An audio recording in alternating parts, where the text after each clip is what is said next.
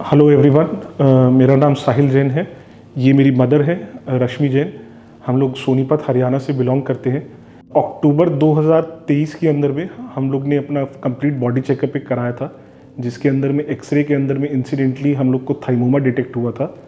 हम लोग उसके बाद में हमने डॉक्टर मनीष जैन को हमने रेफ़र किया था, जिन्होंने हमें बताया कि ये एक काइंड ऑफ अ ट्यूमर है, तो इसके लिए हम लोग को चेस्ट स्पेशलिस्ट से मिलना होगा। एंड डॉक्टर मनीष जैन ने हम लोग को डॉक्टर अरविंद के पास में सजेस्ट किया था नेसेसरी फॉलोअप्स के लिए।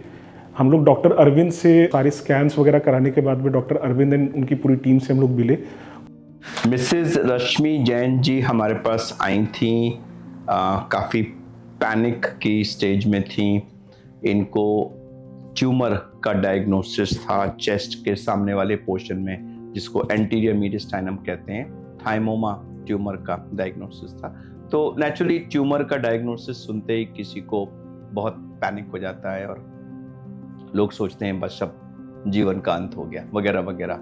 तो सबसे पहले तो हमने इनका सीटी वगैरह सब डिटेल में रिव्यू किया, बायोप्सी को रिव्यू किया, और उस सब के बाद जब ये निकला कि हाँ इनके एक ट्यूमर है और वो थाइमोमा है, जो हमारी स्पेशलिटी है। एक्चुअली 30 साल से हम लोग इस क्षेत्र में, इस फील्ड में काम कर रहे हैं। तो फिर इनको सबसे इम्पॉर्टेंट जो मुझे लगता है स्टेप था, वो इसके बारे में इनको विस्तार से समझाना।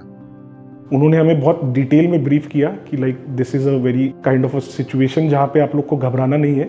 मेरी मदर, जब ये चीज़ उनको पता चला था कि एक ट्यूमर उनको डिटेक्ट हुआ है, तो वो काफ़ी नर्वस थी, लेकिन डॉक्टर अरविंद मेड श्योर कि उनको पूरा डेप्थ में उन्होंने इन डिटेल में सारा समझाया कि प्रोसेस क्या रहता है, ये कैसे बनता है, कैसे इसका ट्रीटमेंट करेंगे हम लोग। उन्होंने उस सर्जरी के लिए हम लोग को रिकमेंड किया कि हम लोग इसके अंदर में सर्जरी करके इस ट्यूमर को हम लोग रिमूव कर सकते हैं, जो कि कम्प्लीटली रिमूवेबल है।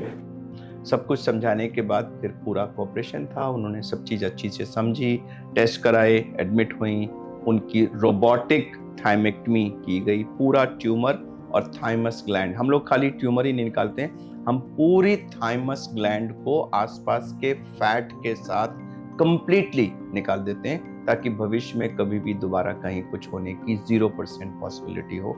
तो सब कुछ निकाल दिया, ठीक रिकवरी हुई, रिपोर्ट भी ठीक आ गई। अब सब कुछ ठीक है और वो अपने घर, अपने नॉर्मल लाइफ में वापस चली गई हैं। I wish her all the best. Surgery का जो प्रोसेस का जो टाइम था, that was around 6 to 7 hours.